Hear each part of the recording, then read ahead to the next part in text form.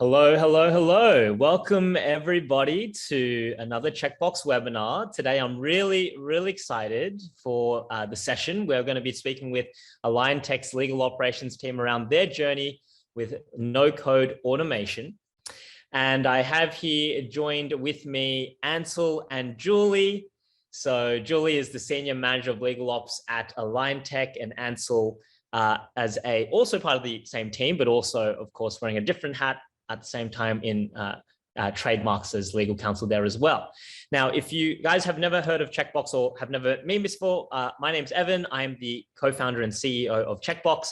We are a no-code workflow automation platform for legal, and really excited to be your host for today.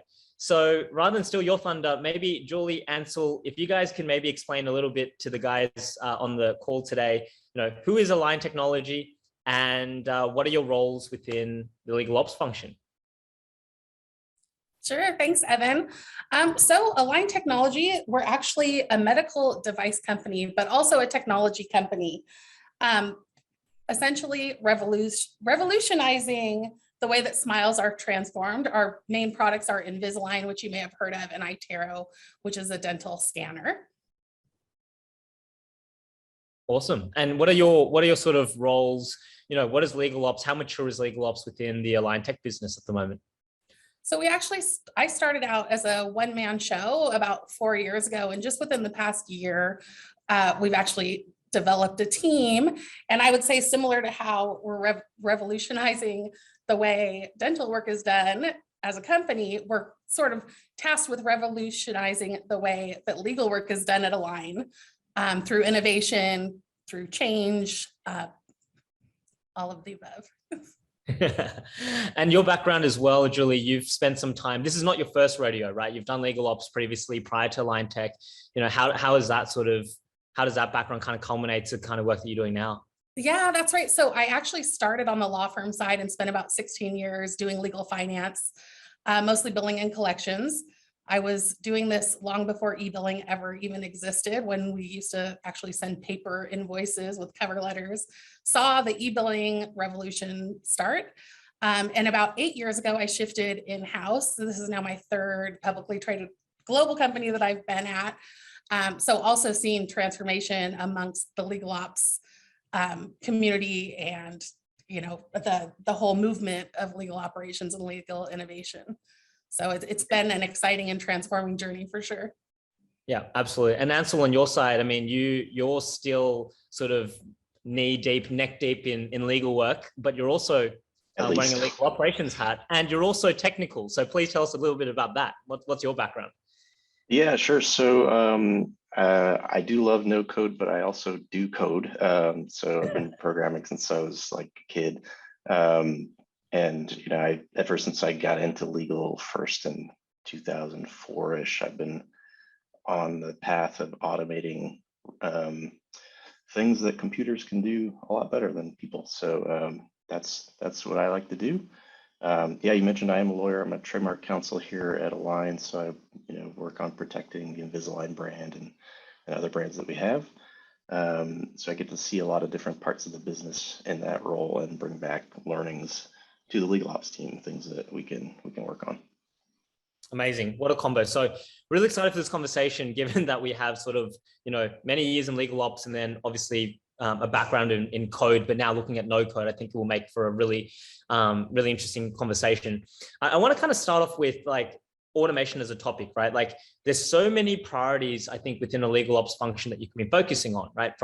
Julie, you mentioned e-billing is kind of where you started. And often I think a lot of legal ops folk tend to start in that area. Then you have, matter management, document management. There's so many different things you could be working on. How did automation sort of end up being a strategic priority for you guys?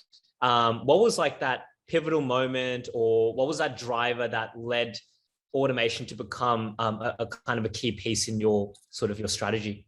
Yeah, so around late 2020, early 2021, we actually engaged a legal consulting agency that helped us do a global assessment, like talking to our lawyers, talking to our business partners, talking to anyone that we sort of were doing work with, and gauge what are the pain points which would help us develop a roadmap.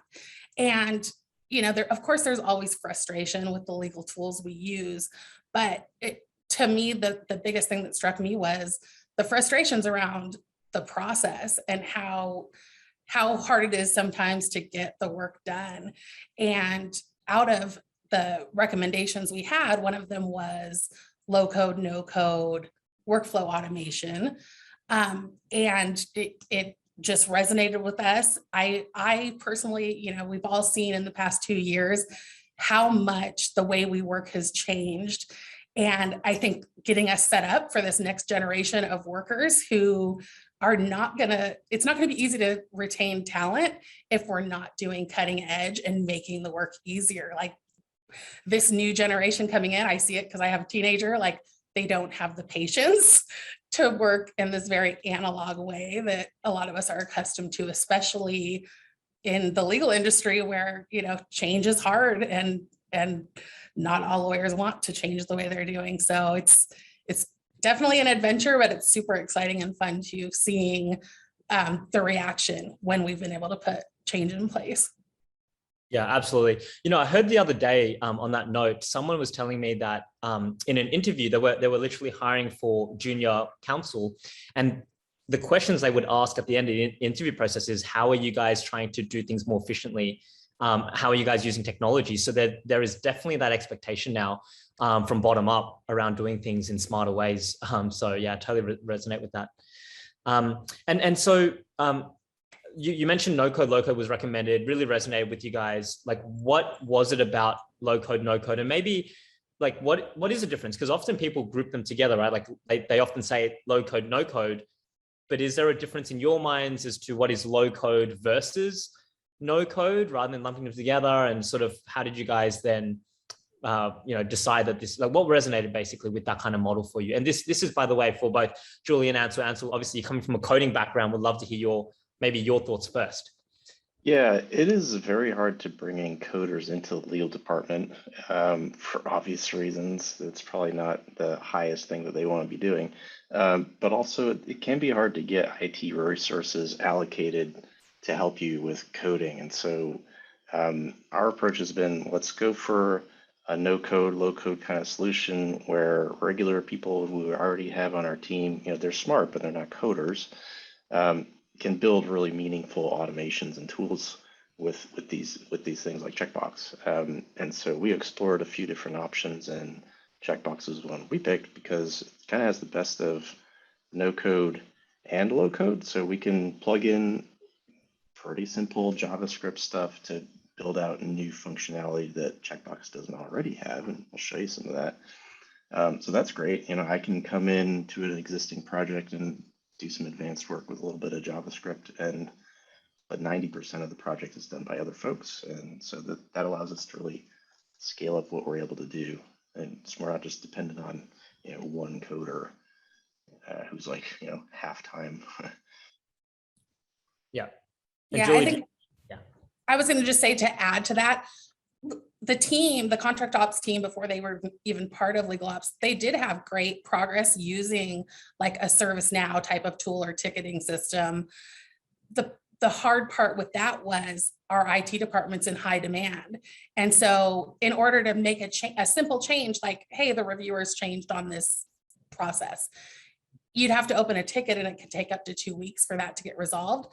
So part of like our desire to have it from within is that we could make changes a lot more quickly than if we had to rely on our IT team.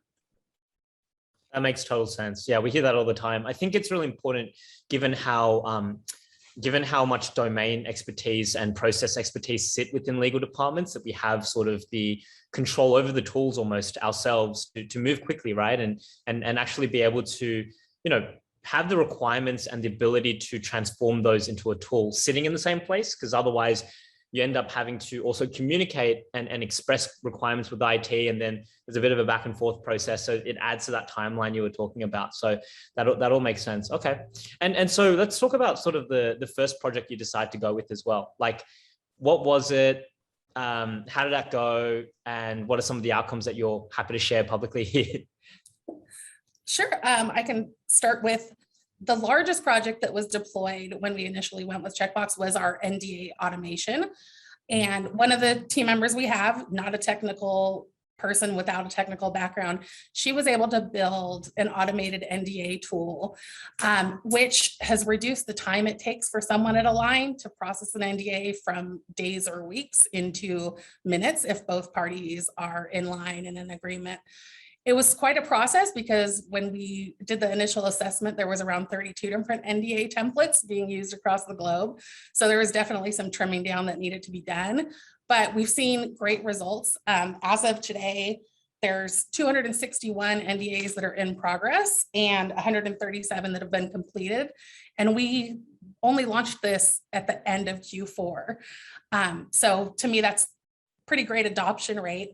We've also seen that between 5 and 7% are going outside of the system for red lines, which is another great win for us, because if we estimate we're going to have around 500 NDAs in those two regions processed this year, only 35 will need a legal touch point, when in the past it's been 500 different touch points, which of course our legal team is very happy because they can focus on a little more meaningful work and take that off of their plate so they can focus on more fun stuff.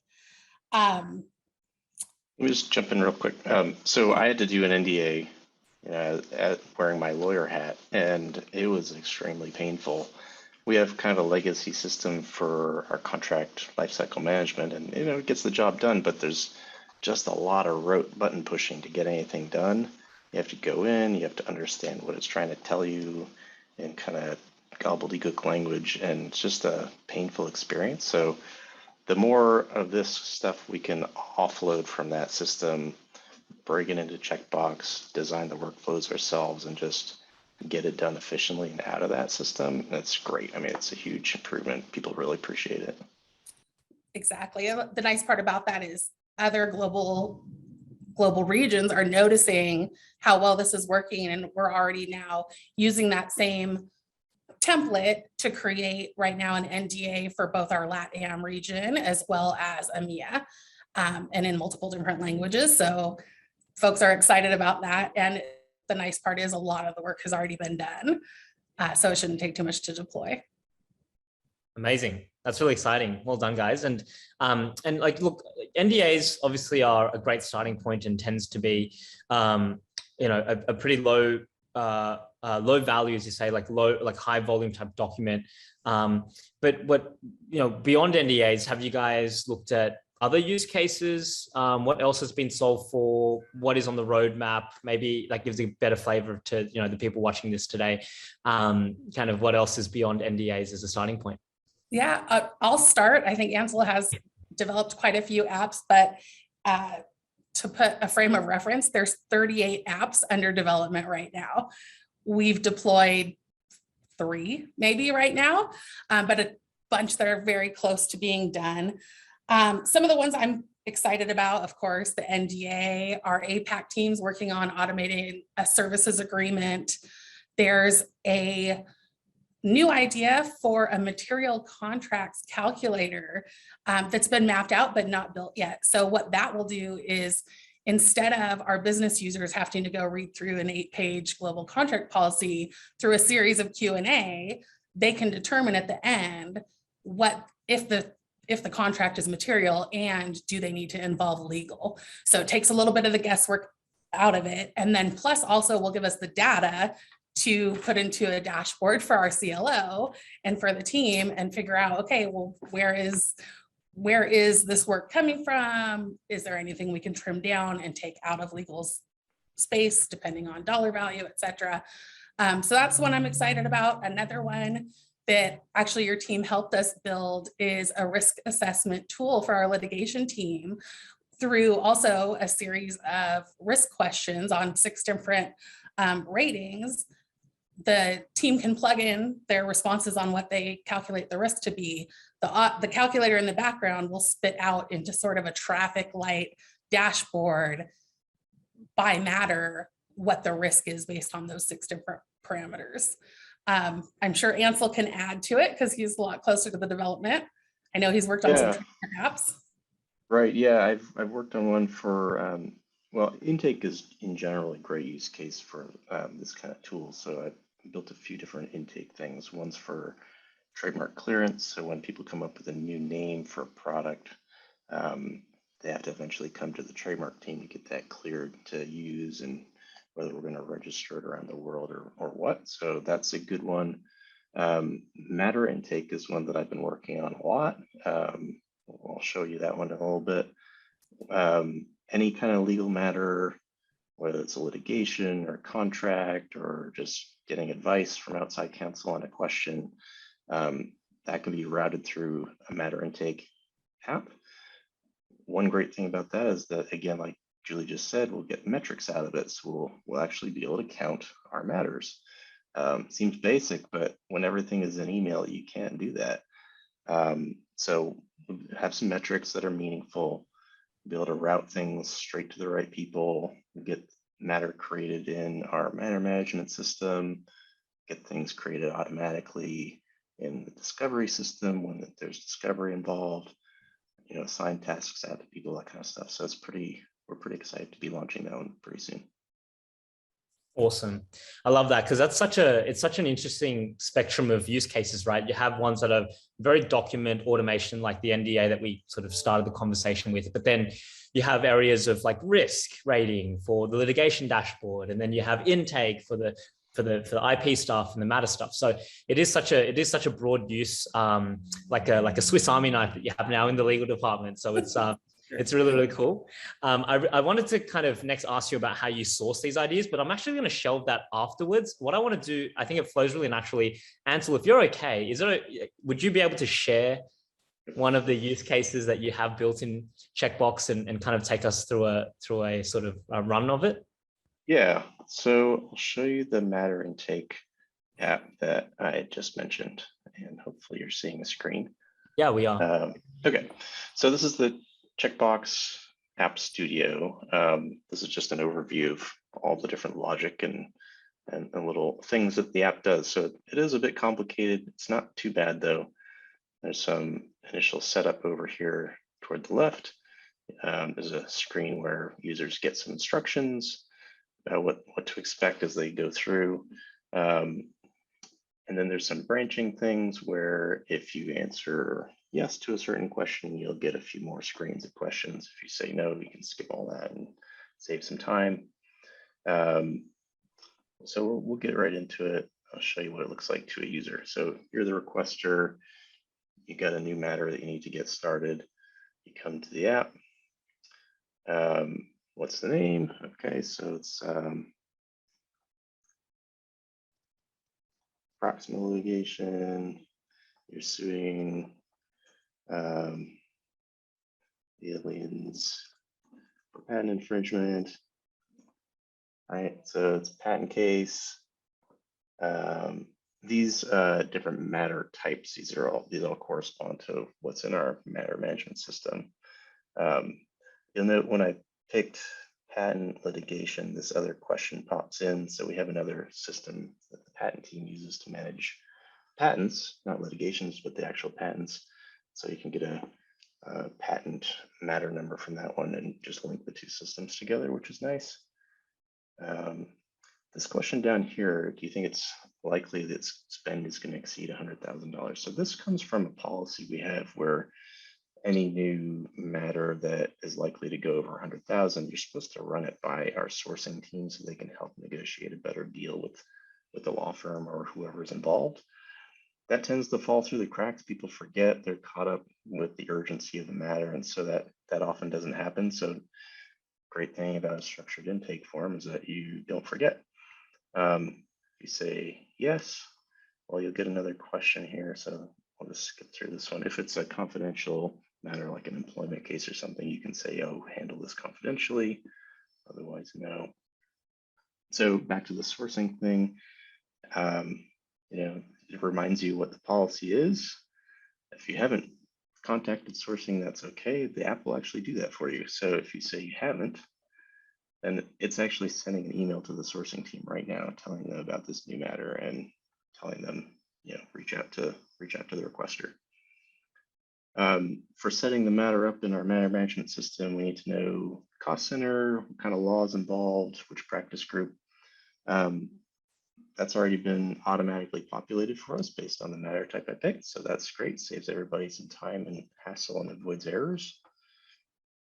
This is another area where things tend to fall through the cracks. At the end of the year, we have to report for all of our litigations, whether they're offensive or defensive and what country they're in. So we just collect that up front now and nobody forgets and has to sort of be in a mad. Okay, so country, do you see my screen again? We do, yes. Okay, so what country is it in? This is from a little checkbox database that we have as well. So you don't have to, every app, you don't have to come up with a list of countries or anything like that. That's done once, you can reuse it. You can add other people to the matter. We'll just skip through some of this. Same thing with outside counsel. If you've got them selected, you can put in who you've picked. We'll skip through that. So this is a cool one. If litigation holds or discovery are likely in this new matter, you can say yes. And what it's going to do next is actually set up this matter in the discovery system that we have. So another vendor provides this litigation hold and document review service. So ask you a couple questions for that. Just step through those quickly. Okay, so at this point, another integration has actually already kicked off. So we use Asana for project management. It's sort of been picking up steam around Align. And so you'll actually see over here in Asana, this task has been created and it's available to the whole legal ops team. Tells you some details about it. Ansel, are you sharing Asana right now? Because we're still seeing Checkbox. Okay, well, let me reshare. Here we go. Okay, so in Asana, we've got a new matters project and the whole legal ops team is on there. And so that's been created by Checkbox through a little integration. Took like a day to create this integration, something that Checkbox didn't already have out of the box, but with a little JavaScript, not too much trouble to create it. And so now we can use that in any other app that we build from here on out, right? It's reusable. So here's the task that's been assigned to me. I can, assign it to Julie, say, Julie, why don't you create this matter? Sorry, here we go. And what she would do is she'd go into our matter management system. She'd create the matter based on all the information in here. Once that's done, she can check it off and then come back into Checkbox. I'll just return to Checkbox real quick. Sorry, when my screen sharing got nuked, my monitors also got nuked. I don't know what's going on there. Joys of live demos, right? It's part of the excitement. Exactly. It really is. So now Julie will have created the matter and legal tracker. She'll have matter number. You can plug that in. She'll get an ID, which is just nice for making direct links to the matter. So she plugs those in Checkbox, and that is pretty much it. Now the requester will be notified that your matter has been created. They're going to get an email, so I'll show that in 1 second. Here we go. Let me share that.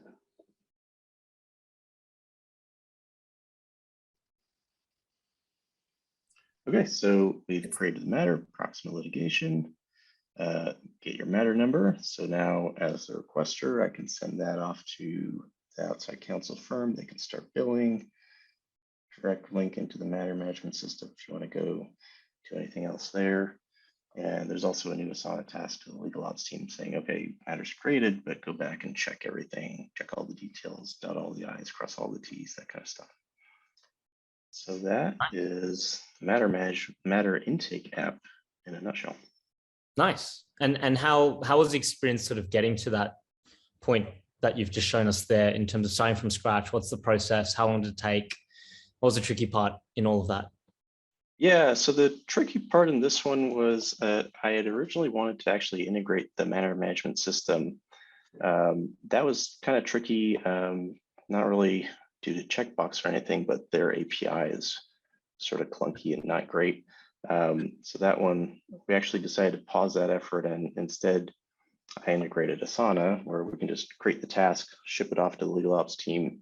They do their thing. They're notified automatically, but they still do the matter creation manually. But that's fine. That's a workaround. It's version 1. I'll keep working on the matter management integration later on, and we can ship that as version 2. No big deal. But we can get something out the door fast. So yeah, that's it pretty much. And how long did it take you to kind of build that solution that you just showed us? I would say overall, if I added up the hours that I spent on it, it's a few days probably. This one's more tricky than most things. That's why I'm heading this one up. There's a lot of branches, and really you want to step back and design the process first before you start building. And that's a key tip, right? And you guys are great about telling customers, slow down, let's think it through, let's write out what we want to do, and then build, right? And so that's a lot of the time is actually on the process design, not the building. Excellent. Absolutely. No, completely resonate with that. Often, if once you start to get into workflow automation tools, you realize that it's not a magic box where you can just throw in no work and then all of a sudden your processes are all streamlined. You kind of need to do that process design and mapping before you kind of be able to operationalize it and digitize it using something like Checkbox. So that makes a lot of sense. And often it is the area where most of the time is spent, pre-technology. Okay, so I want to kind of understand then, moving into kind of the last part of this session is talking about scale, talking about sustainability of leveraging a no-code technology. So let's start with the question I had hinted at before, which is like sourcing, right? So you have this, you have this Swiss Army knife, and you guys have done a fantastic job in sort of, coming up with the most critical needs for the business. But how do you kind of scale that? How do you source ideas broadly from the department, maybe even outside of legal? What's the process that you guys have right now, and where have the ideas already come from, like these 38? Where are they coming from? So I'll speak to that. So we actually, this has been a work in progress, right? Like we, in hindsight, didn't have the full strategy mapped out. We started getting the work done, and then the excitement from around the globe started. So what we ended up doing is built this sort of network. I'm calling them legal ops liaisons, getting them excited about the technology and engaging them to help. And in some cases, even help us build some of these apps by giving them author access. Like whether or not the app's going to go to production is still under the control of the legal operations team, but we've given a handful of people the opportunity to play around and build on their own, because sometimes the challenges, the time zones are different. The processes are very different than the way they might be handled at the corporate level. So engaging those stakeholders from within the region has been really, really helpful for us. And I think in the long run will help us move a little quicker with these things. And then also, like the great part about that is now we have these change agents within the region that are also promoting what we're doing, efficiency, optimization. So it's spreading the word globally too, and not just, once every quarter when we get a moment to speak in front of the entire legal team. There are other teams who have caught on to what we're doing and gotten excited about it too. Like they've seen how easy the NDA process was, and they've asked, hey, we might be able to use this too. So our communications team has been looking at it as an intake for communications requests. Our compliance team has built, and I believe released an app to production as well. So it's definitely one of those tools that can go viral, and other teams see the value in it too. Yeah, that's a good thing about working on NDAs. I know they're not the most exciting application, but everybody's got to do them. So they're going to see what you built, and they're going to see how you built it, and they're going to say, oh, that's pretty cool. How do I do that? And they're going to come knocking on your door. Yeah. Absolutely. And you guys using the label, as you mentioned, like legal ops liaison, some of the, we're joking the other day, some of the labels that are in the industry as well is like citizen developers, right? When you talk about no code. And the other day we're in a session and we were saying, maybe we don't call them citizen developers. It might freak out IT. It might be citizen configurators. And there's a whole bunch of names you could throw at it. But effectively, these are people who, understand and see opportunities for process improvement. You're giving them exposure and maybe even access to the tools so they can begin some prototyping. And then when it gets to the stage where it's a serious project, you're still coming in and sort of building in best practice and governance and guiding them through, the learnings that you guys have made, so you can kind of materialize those ideas into actual solutions, right? And how does because I remember when we were catching up as well, you talked about how your CLO now as well, Julie, she was saying how there's now this shift in culture where you're thinking about how do we streamline processes and do things smarter before sort of bringing on headcount. Can you talk a little bit about that? How has sort of automation now or even shifted the culture in which you think about, business decision making? Yeah, absolutely. I would say we have a very forward-thinking CLO, almost visionary in some ways. And she's really encouraged the leadership team to own this and to promote making these efficiency changes from within each of their own little practice areas even. So for example, in the past month or two, she's asked every single person on her leadership team to give, 2 or 3 ways that they're going to make a process more efficient through technology or through process improvement.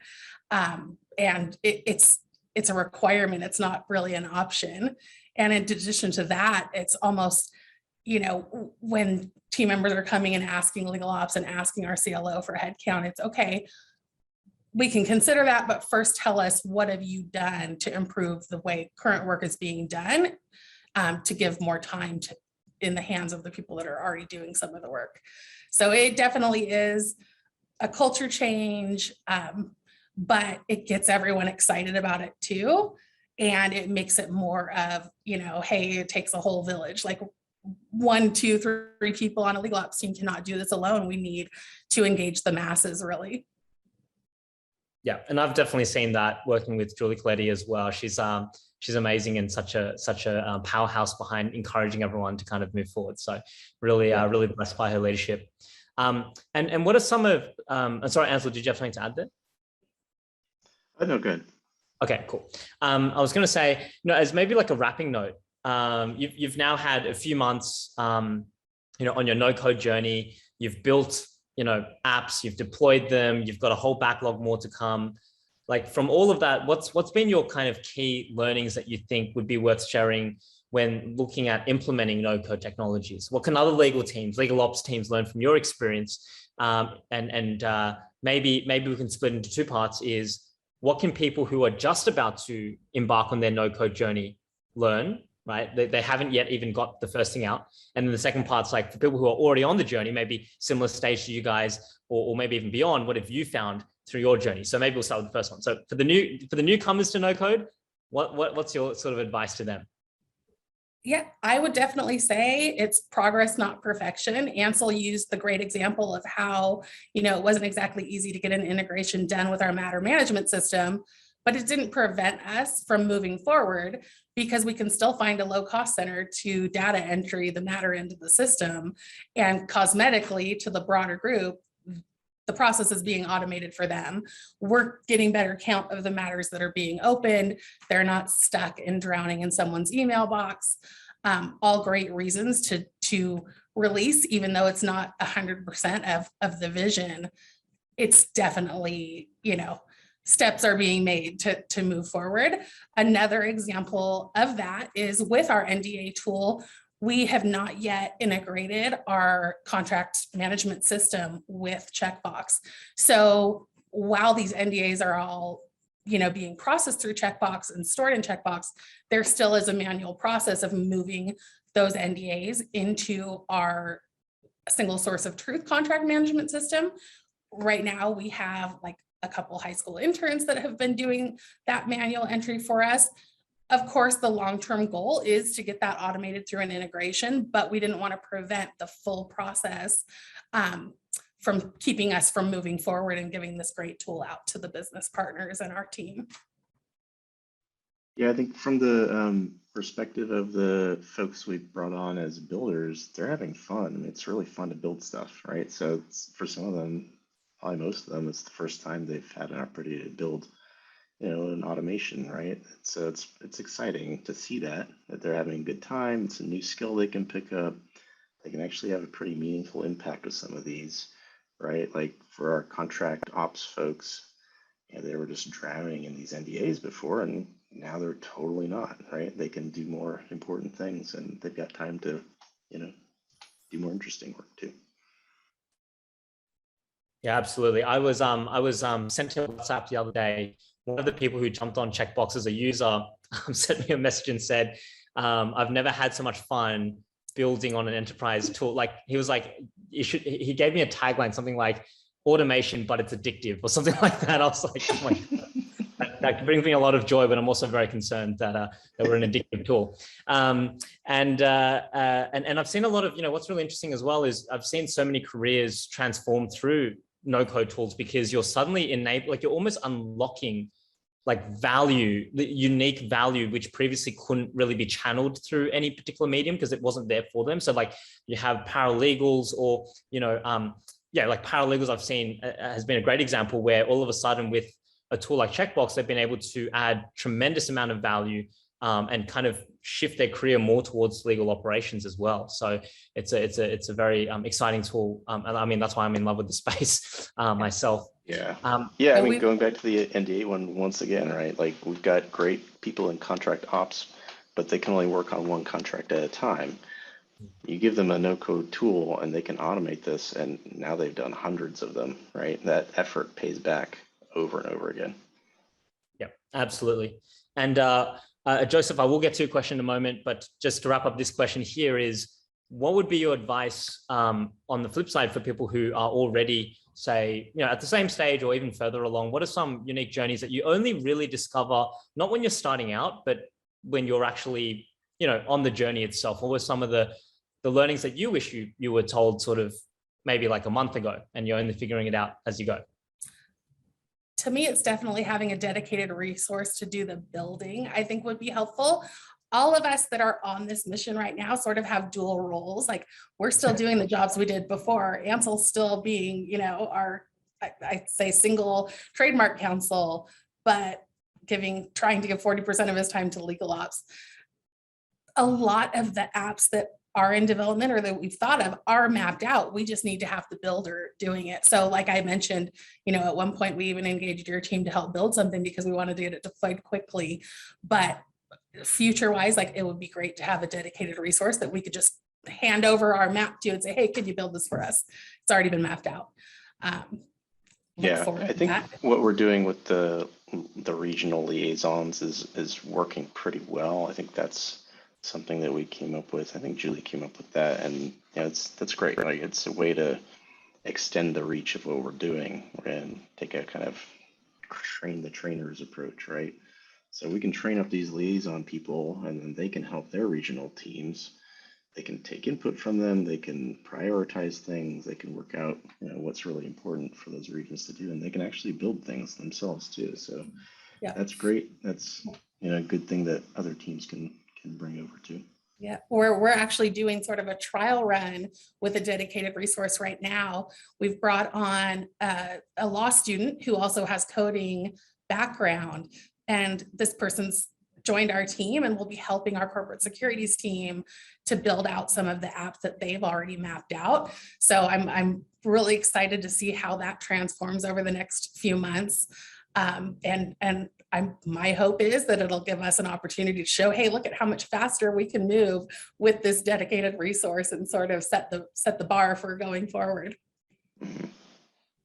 That's awesome. I mean, the fact that the limiting factor here isn't the number of ideas, or like, it's literally just capacity that's locking us down.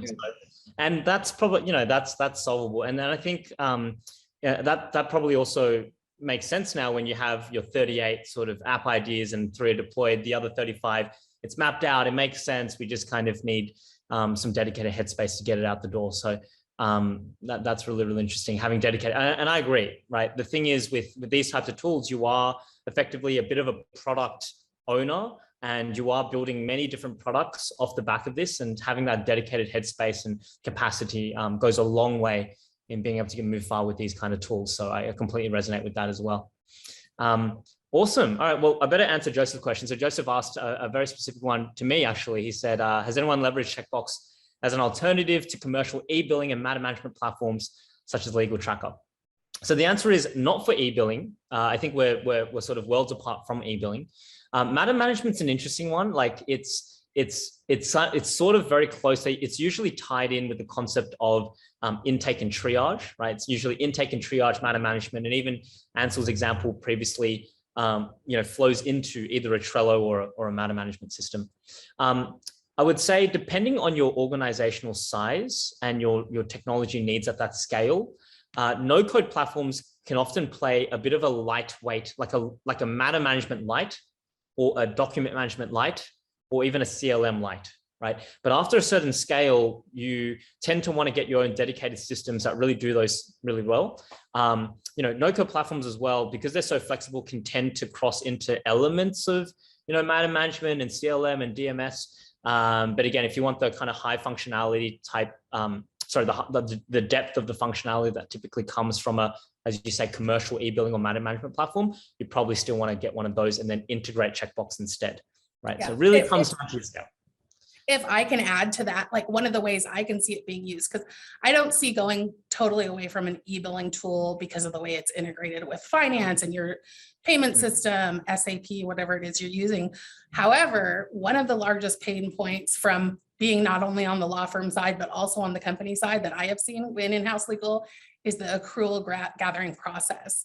And if we ever get, enough apps out there so that our legal team is more efficient, I would love to revolutionize the way that we collect accruals from our teams so that there's more quicker insight on our in-house team reviewing what the numbers are that are coming in from the firm. So I've definitely thought of ways we could incorporate it and have it sort of as an add-on to our legal matter management system. But right now it's all about efficiency for our legal partners and business partners. Absolutely. Awesome. All right. Well, we're just at time. We set aside to have a 45-minute session. So let me just share my screen one last time and leave our contact details up here. Guys, thank you so much for attending. Really, really appreciate you guys setting aside the time to join today, myself, Julian, Ansel, and of course, a big thank you to Julian Ansel for being with us. I'm going to throw up a poll here. It's really just if anyone wants to continue the conversation, you can easily just click yes here. It just makes it super easy, and we'll be in touch. But otherwise, here are our contact details if you want to hit us up on email directly. Yeah, hopefully that was super insightful, and good luck to everyone on your own no-code journeys. Julie, Ansel, always a pleasure to chat with you guys, and I really look forward to catching up outside this webinar as well. Absolutely. Thank you, Evan. Thanks, Ansel. See you guys. Bye.